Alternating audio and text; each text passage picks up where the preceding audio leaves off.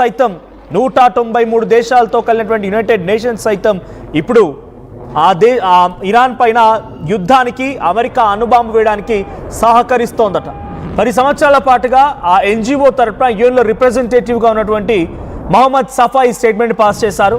దీనికి వ్యతిరేకంగా ఆయన తన పదవికి కూడా రాజీనామా చేశారు. టెహరాన్ నగరం పైన అణుబాంబులు వేసేందుకు యుఎస్ సిద్ధమవుతోందంటూ ఐక్యరాజ్య సమితి ప్రతినిధి మహమ్మద్ సఫా ఈ వ్యాఖ్యలు చేశారు. అందుకు ఐక్యరాజ్య సమితితో కీలక నేతలు కూడా సపోర్ట్ చేస్తున్నారట. ఆయన ఈ రకమైన కామెంట్ చేశారు. అణుబాంబు విధ్వంసానికి సాక్ష్యంగా ఉండలేక యుఎన్కి రాజీనామా చేసినట్టుగా సఫా చెప్పుకొచ్చారు. అమెరికా వ్యూహాలను ప్రజలే తిప్పికొట్టాలని ట్వీట్ కూడా చేశారు మహమ్మద్ సఫా. ఇరాన్తో యుద్ధంలో గెలవలేమని నిర్ధారణకు వచ్చాడు ట్రంప్ అన్నట్టు కూడా తెలుస్తోంది. ఈ నేపథ్యంలోనే అణుదాడి చేయడమే పరిష్కారమని బలంగా నమ్ముతున్నాడు ట్రంప్. తన చేతికి మట్టంటకుండా పని ముగించబోయే విధంగా అమెరికా అధ్యక్షుడు డొనాల్డ్ ట్రంప్ ప్రయత్నం చేస్తున్నారు. ఇజ్రాయెల్తో అణుబాంబు వేయించబోతున్నాడు ట్రంప్. సో ఏ క్షణమైనా అణుబాంబు వేసే అవకాశం ఉంది. అణుబాంబు వేయడంలో యుఎన్ కూడా సహకరిస్తోందట. యునైటెడ్ నేషన్స్ సంబంధించిన కీలకమైన నేతలు కూడా సహకరిస్తున్నారనేటువంటి మాటని మహమ్మద్ సఫా చెప్పుకొచ్చారు. ఇంతకీ ఎవరి మహమ్మద్ సఫా? ఆయన చెప్పిన దానికి ఆధారం ఏంటి అని అంటే చాలా క్లియర్ అండ్ డీటెయిల్ ఇన్ఫర్మేషన్ని నేను చెప్పే ప్రయత్నం చేస్తాను. సో ఫస్ట్లీ మహమ్మద్ సఫా ఎవరంటే, మహమ్మద్ సఫా ఈ బిలాంగ్స్ టు ఏ పలిస్తానీ నేషన్. పలిస్తాన్కి సంబంధించిన వ్యక్తి ఆయన. అందరికీ తెలిసిందే పలిస్తాన్ వేరుపాఠం ఏ విధంగా వేరుపాటు వివాదం కొనసాగుతుందనేది. సో పలిస్తాన్కి సంబంధించినటువంటి ఈ మహమ్మద్ సఫా పొలిటికల్ కమెంటేటర్గా ఉన్నారు and he is also a diplomat person. ఆయన పాట్రియాటిక్ విజన్ అసోసియేషన్ అనేటువంటి ఒక ఎన్జిఓ ద్వారా యుఎన్ని రిప్రజెంట్ చేస్తున్నారు, యునైటెడ్ నేషన్స్ని రిప్రజెంట్ చేస్తున్నారు. గత 10 సంవత్సరాలుగా ఆయన తన వాయిస్ని వినిపిస్తూనే ఉన్నారు. సో ఇన్ నేమ్ ఆఫ్ పాలిస్తానీ కానివ్వండి, దేశ విదేశాలు జరిగినటువంటి చర్చలపైన తనకి మాట్లాడడానికి అవకాశం ఉంటుంది. మరి యుఎన్ మెంబర్ ఇంత రాజీనామా చేసినా కూడా దేశ విదేశాలు చూస్తూ ఊరుకున్నాయా అంటే he's directly linked with UN, but he's representing UN on the behalf of NGO.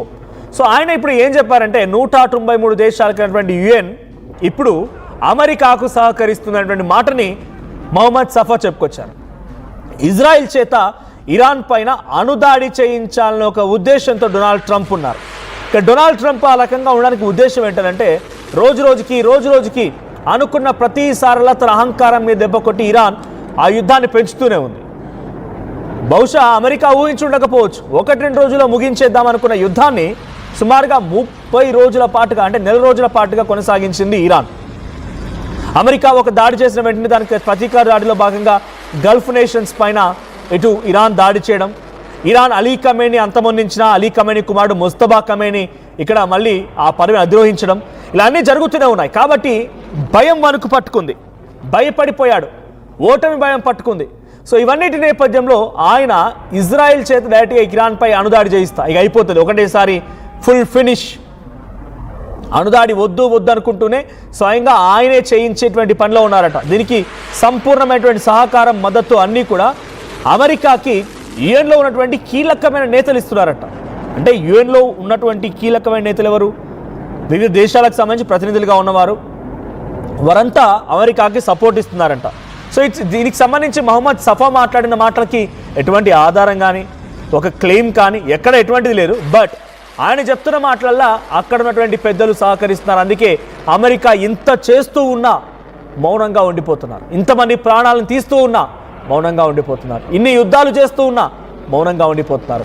So ఇక్కడ యుఎన్ కూడా అమెరికాకు లొంగిపోయిందా, యుఎన్ కూడా కంప్లీట్గా అమెరికాకి సరెండర్ అయిపోయిందా అనే అనుమానంతో మహమ్మద్ సఫా మాట్లాడుకొస్తున్నారు. సో కింద ఫోటోలో మీకు కనిపిస్తున్న వ్యక్తి ఆయనే Mohammad Safa. So Mohammad Safa Palestinian diplomatic person. He's representing UN on behalf of an NGO, patriotic vision association అని చెప్పి దాని తరఫున యుఎన్లో ప్రతినిధిగా ఉన్నారు ఆయన. సో ఆయన ఏమంటున్నారు, I don't want to SIT silent. He could not stay silent anymore. ఆయన ఏమంటున్నారు, I couldn't stay silent anymore. నేను ఇంకా మౌనంగా ఉండదలుచుకోలేదు. There is a possible nuclear weapon use in Iran. తప్పకుండా న్యూక్లియర్ వెపన్ ఉపయోగించే పరిస్థితి ఇజ్రాయెల్ చేపట్టబోతోంది on behalf of America on Iran. Iran పైన ఇజ్రాయెల్ అమెరికా సహాయంతో న్యూక్లియర్ వెపన్ వాడబోతోంది. ఇవన్నీ తెలుసు నాకు. దీనికి సహకరిస్తున్న వారు కూడా ఉన్నారు. కానీ నేను అలా సైలెంట్గా ఉండలేను, నేను మౌనంగా చూస్తూ కూర్చోలేను. కాబట్టి నేను నా పదవి నుంచి రాజీనామా చేస్తున్నట్టు రాజీనామా కూడా చేసి వెళ్తున్నారు ఆయన.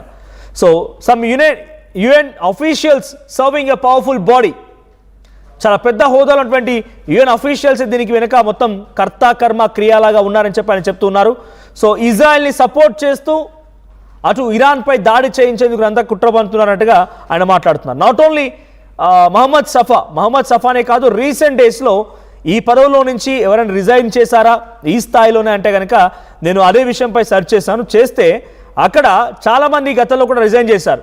ఇదే మాదిరిగా చాలామంది రిజైన్ చేశారు. ఆ రిజైన్ చేసిన దాంట్లో అమెరికాకు సంబంధించి కెంటో కూడా ఉన్నారు. యుఎన్కి సంబంధించిన బాధితుల్లో నుంచి అమెరికా నుంచి జాయ్ కెంటో ఆయన రిజైన్ చేశారు. US counter terrorism chief resign చేశారు because of the same allegations. US అనవసరంగా ఇరాన్పై యుద్ధాన్ని చేసి అణుదాడికి ప్రయత్నం చేస్తున్నటువంటి ఈ సేమ్ స్టేట్మెంట్తోనే జాయ్ కెంటో రిజైన్ చేశారు. సో కౌంటర్ టెర్రరిజం చీఫ్ యుఎస్లో కీలకమైన అధికారి, అమెరికా అధ్యక్షుడు డొనాల్డ్ ట్రంప్ కింద పనిచేసే ఒక అధికారి డొనాల్డ్ ట్రంప్ యొక్క చేష్టలు వేషాలు నచ్చక రిజైన్ చేశారు. ఆ తర్వాత కొంతమంది గాజాకు సంబంధించినటువంటి వార్ సమయంలో కూడా రిజైన్ చేశారు. మొహమ్మద్ సఫా సేమ్ ఎలిగేషన్స్తో